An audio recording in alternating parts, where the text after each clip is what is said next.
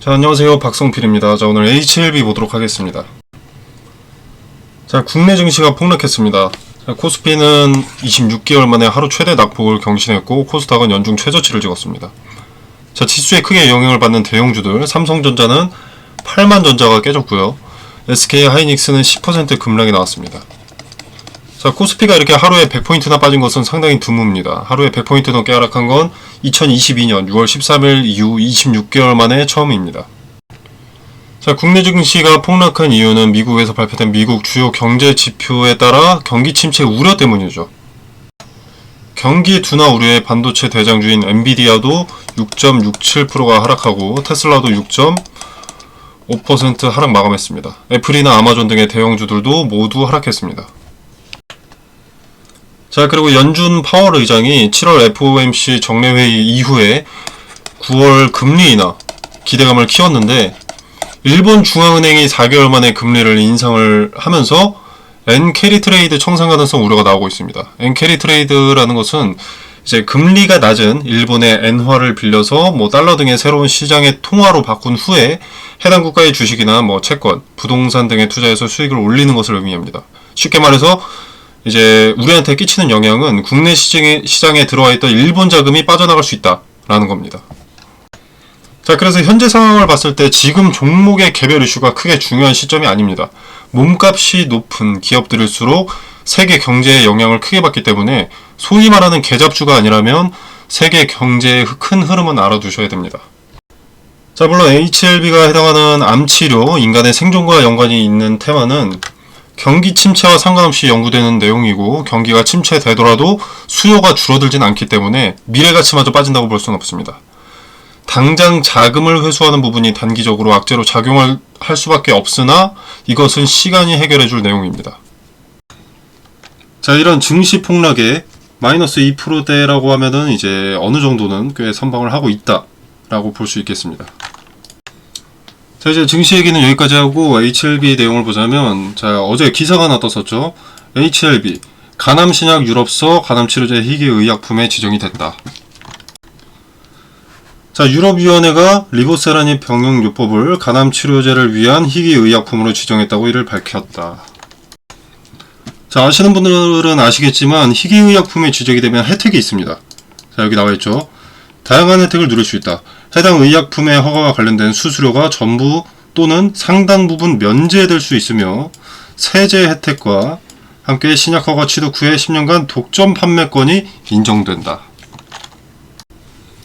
수수료 면제, 세제 혜택, 그리고 10년간 독점 판매권. 이것은 곧 시장 점유율을 높이는 길이다. 자, 근데 좋은 소식에도 불구하고 어제 거의 8% 근사치까지 올랐다가 결국 종가는 2.48% 상승 마감했습니다.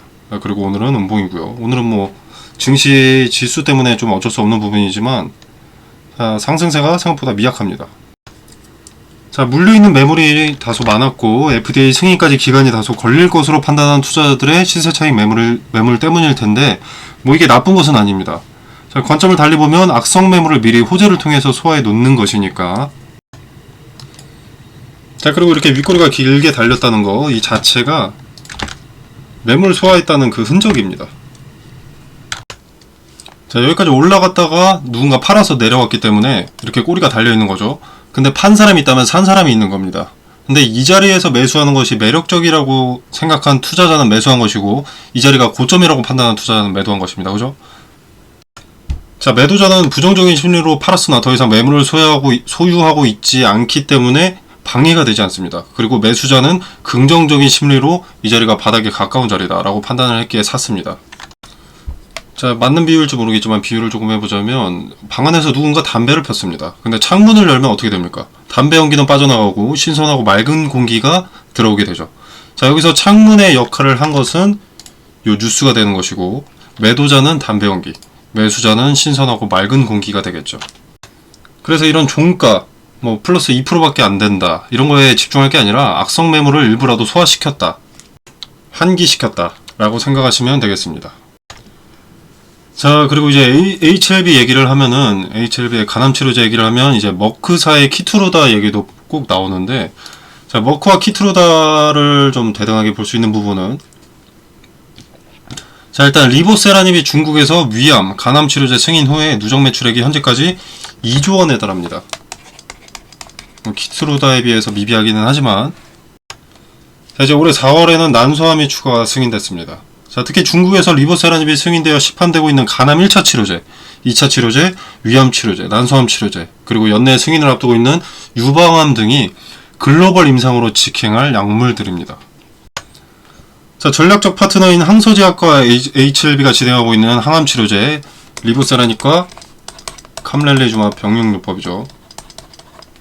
자, 요것의 임상 파이프라인은 간암 1차, 간암 2차, 위암 2차, 위암 3차, 선낭암 1차, 대장암 3차, 고형암, 육종암, 췌장암, 난소암, 전립선암 등등 22가지 종류에 달하고요.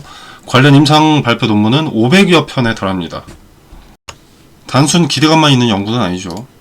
자, 이번에 리보세라닙과 캄렐리주마 병용요법이 FDA의 승인을 받으면 빅파마들의 병용 임상이 쇄도할 것으로 전망이 됩니다.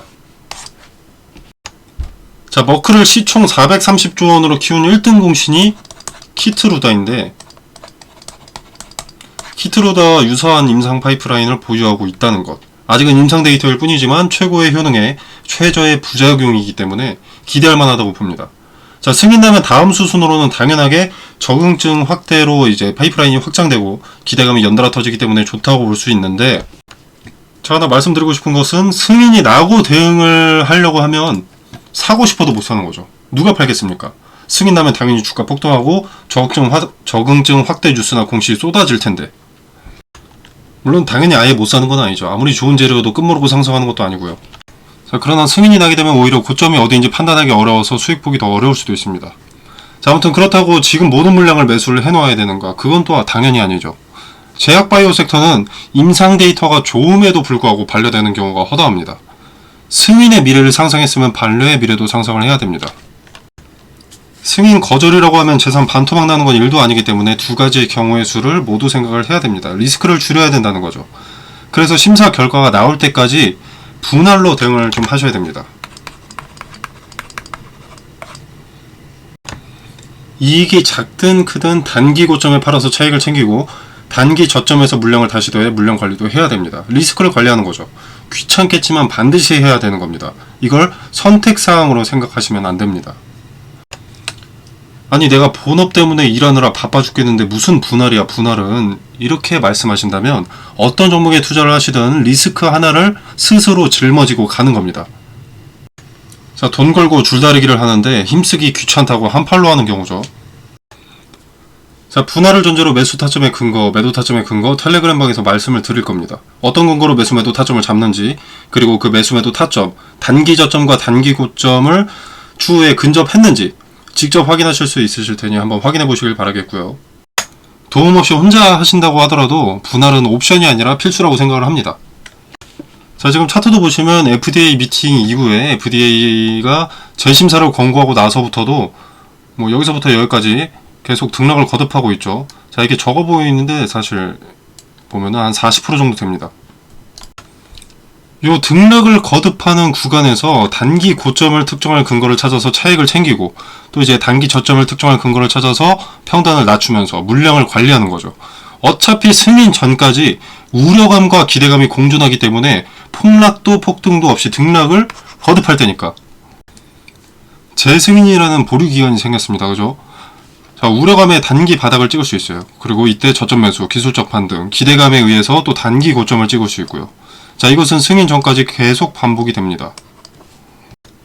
이것을 이용해야 된다는 거예요. 그래야 적든 크든 내 주머니에 돈은 돈대로 챙겼는데 평단은 낮아져 있고 물량은 오히려 늘어나 있을 수 있는 거죠. 자, 그리고 나서 승인되면 시세 차익이 엄청나게 커지는 거고, 거절되더라도 상대적으로 손실은 적어지는 거죠. 자, 텔레그램방에서 트레이딩 관점에서의 투자 전략 공유 드리고 있으니까 여러분 한번 지켜보시면 좋다고 생각을 합니다. 자, 이제 그리고 승인 관련 이야기를 좀 해보자면, FDA는 리보세라닙 캄렐리주마 병용 치료제의 경우 기존 치료제 대비 최장 환자 생존 기간을 갖고 있죠. 그리고 약물 안정성, 가격 등등 혁신 신약 약물 조건을 다 가지고 있습니다. 자, 그래서 자, 클래스 1, 클래스 2 중에서 클래스 1의 가능성이 상당히 높죠. 그리고 클래스 1이 나오게 되면 무조건 연내 승인이 가능해집니다. 클래스 2는 내년까지도 갈 수도 있고요. 자, 참고로 이 머크사의 키투로다로 치료할 수 있는 암의 종류는 27가지입니다.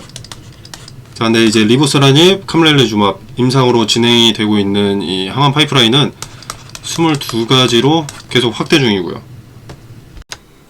자, 회사의 공식적인 발표로는 리보세라닙은 제조원가 1%, 그리고 영업이익률이 85% 수준이라고 했습니다. 자, 적정 시총을 분석하기 위해서 동종업계 PER을 들여다보면 이제 머크사는 PER 57배, 일라이릴리는 72배, 노보노디스크는 45배, 항서제약은 66배입니다. 자, 평균 PER은 60배죠. 자, 기업 IR에서 이제 리보세라닙 캄렐레주맙 조합이 간암 1차 표준 치료제로 유력하고 시장의 50%에서 70%를 점유할 것으로 예측하고 있습니다.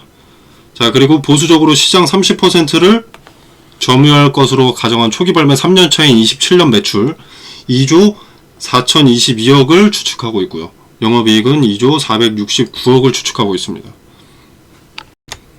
자, 시장이 점차 확대되는 발매 5년 차인 29년 매출, 자, 3조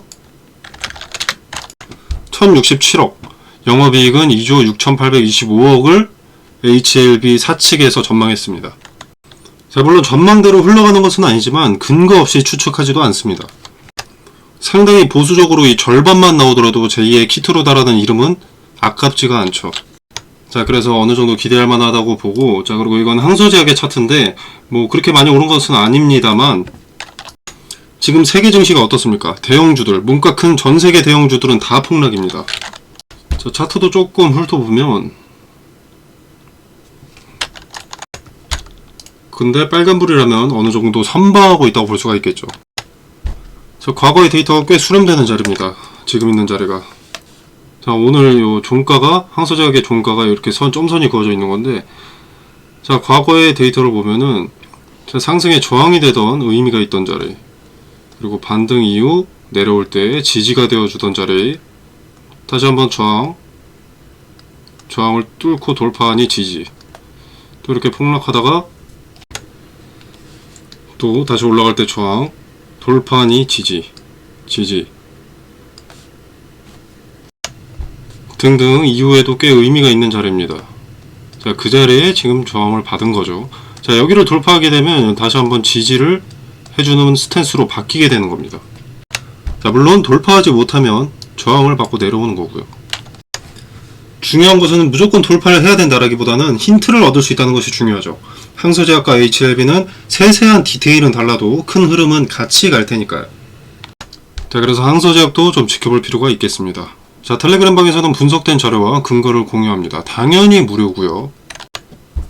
자, 그리고 스토캐스틱에 대해서 이 소통방에서 좀 여쭤보시는 분들이 있어서 말씀을 드리자면, 자, 일단 자, 여기 선이 두 개가 이렇게 딱 그어져 있죠. 자, 이걸 20선, 이건 80선이라고 하는데, 자, 스토캐스틱은 매수매도 타점을 확인하는 하나의 보조 지표입니다. 자, 이게 20선, 이게 80선. 자, 그리고 이렇게 파란색, 빨간색이 있죠. 좀 쉽게만 설명을 드리자면, 요 파란색 때는 침체 구간, 빨간색은 과열 구간입니다. 자, 그래서 파란색이 이렇게 20의 선을 터치할 때, 자, 요때 매수. 그리고 빨간 선이 과열 구간인 빨간색이 80의 선을 터치할 때 매도라는 겁니다.